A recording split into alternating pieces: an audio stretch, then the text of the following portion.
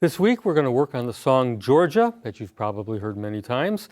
Again, it's an old standard, but it's also crossed over into the pop world, and everybody pretty much knows this song. One thing about this arrangement is that you're going to work pretty hard. Each A section is harmonized a completely different way, which will give you a chance to learn some reharmonization techniques. And also this should be pretty good for limbering up your fingers as well. There's some pretty crazy stuff in this particular arrangement. So let's jump right in. We're going to start with F major 9 chord. And what we're doing is playing it like this. Now, if you're wondering why you're playing this with your third finger instead of your fourth finger, as would be the case generally, is because we want to keep the chord ringing as we play the melody. Okay, and the only way to accommodate that is to play the root note of this chord with your third finger. Okay, and so you've got 1 and 2, 3, 4. And the idea is to keep everything ringing. 3, 4. Second measure, we have E minor 11, and then A7 flat 9. Okay.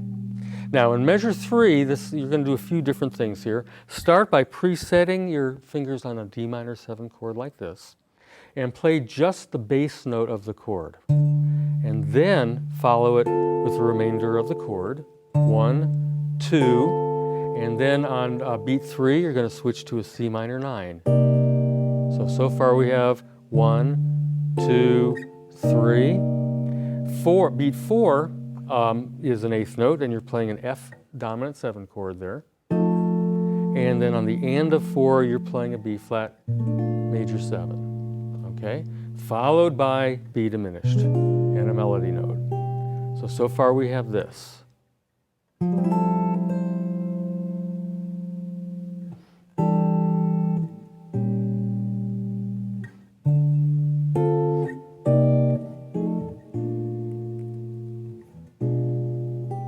Okay, so there's that first 4 bars. Moving into measure 5, line 2, we start with an A minor 7 that looks like this. It's actually just an A minor chord. And then we go to the A minor 7 here, and then a D7 with a 9th added on top, and then a single note, which is C. So we have this. Okay, G minor 7. Jumping down to the 3rd fret, another G minor 7, and then we have a C dominant 13, followed by C dominant 13 flat 9. Now I want to talk about that change a little bit because it's probably something you're going to do quite a bit of.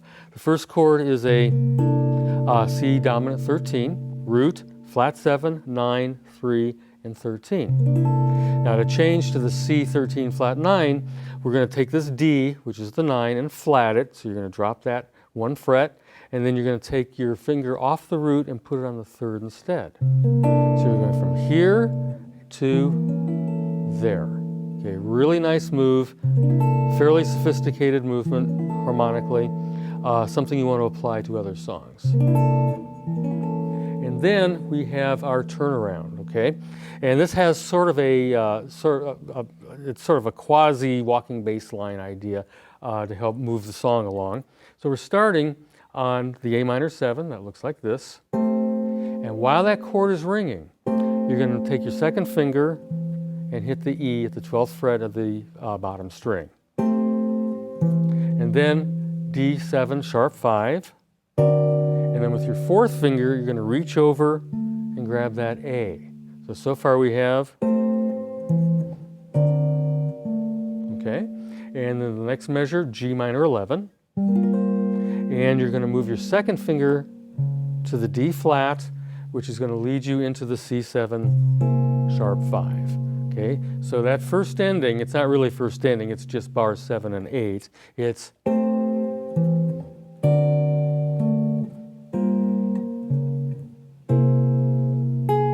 hit the G sharp, okay? Now this brings us to letter B. This is the second A section, and it's harmonized a little bit differently. This time, instead of starting with that F major 9, you are going to start with the F major add 9, okay? So this should look familiar to you from last week's lesson in Easy Living, except now it's in F instead of E flat. And now the scale that you want to learn here is this. Now that doesn't look like much, but a lot of people have a lot of trouble with that, where you keep a chord ringing and then you collapse a single knuckle to accommodate a new melody note. Eventually you'll want to be able to do that with each of your fingers. Some people are born being able to know how to do that. Other people really have to work at it. Now, if you're one of those that has a problem with this at first, the best way to work on this is take your index finger of your right hand and simply push that knuckle in, and then pop it out, and push it in, and pop it out, and push it in, and pop it out, over and over again. Over time, your finger will get the message. It's not usually a finger issue, it's usually that your finger isn't used to receiving that command, and so you're learning how to control a part of your finger you never had to control before. Okay, so there's first measure in letter B, and then we go to an E minor 11 again, just like the first time. And you have a bass note, you're going to go ahead and hit that B flat, followed by the A7. Okay, another bass note. So far we have this. 3, 4. Okay, now you're going to go to this D minor 7 this time, and then a single note, C minor 9 again. And this time the F9 is going to be played here, all right? And then you're going to jump down here and play B flat major 13, followed by that same B diminished chord. And then this time the A minor 7 is going to be found here, single note, D9 again, single note, G minor 7. Now this time the next G minor is going to be here. Shorter version, so it's, and then C13, going to C13 flat 9 again, but it's a different voicing.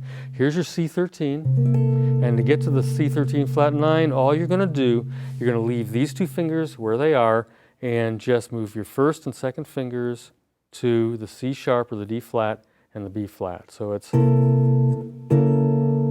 okay, so from that line, the last line on that page,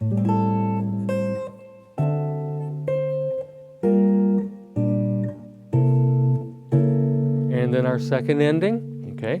And this is actually bars 15 and 16. It's going to go like this.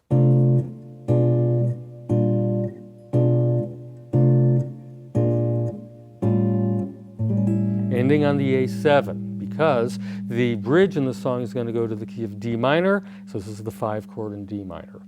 Okay, so looking at the top of the second page, letter C now, we're on the bridge, you're going to play this D minor 7. Do use this fingering. Okay, I know it's more comfortable to play it this way, but you can add the melodic material that follows if you finger it this way. So it's going to be second finger, first finger bar, third finger here. Fourth finger grabs the F. G minor 6th. Fourth finger grabs the A. Back to the D minor again. Back to the D. And B flat 7. So far that was...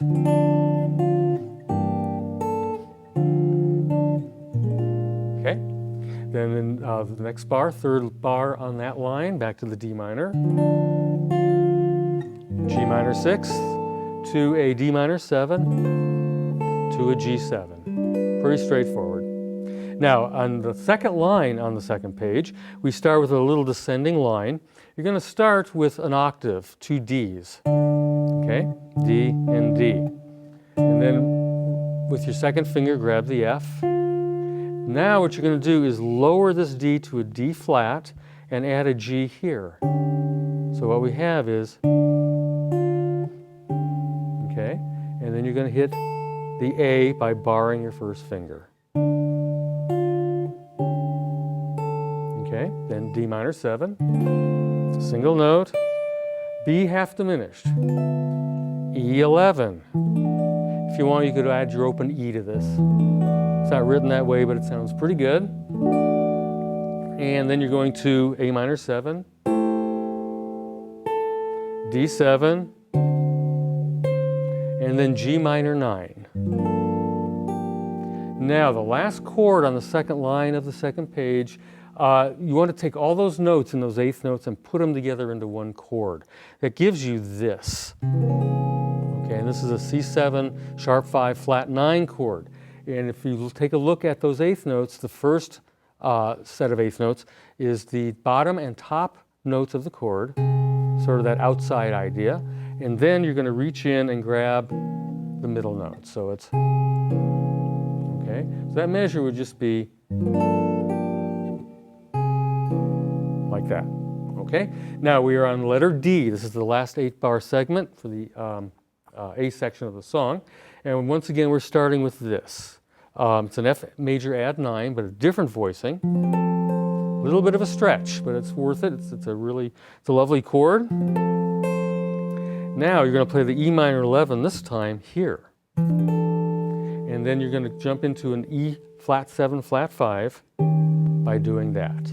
So all you're really doing, you're starting with this chord, E minor 11, and then you're just going to drop fingers 2 and 3 down 1 fret each. Okay? And then D minor right here, and then C13 flat 9, and then C minor 9, and then B7. Now I want to point out what you just did there.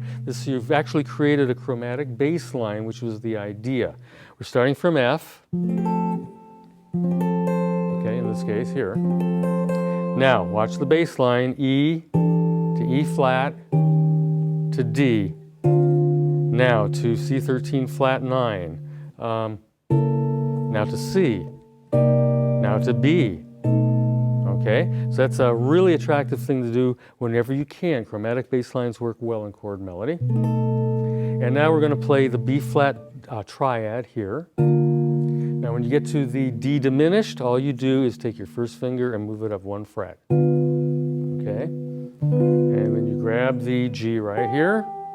And we are back at this A minor again.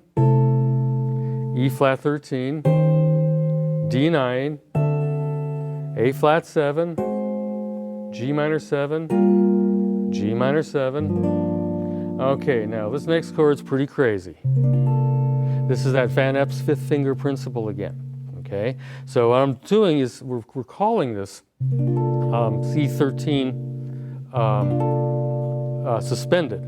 So start with like a C11 chord that looks like this.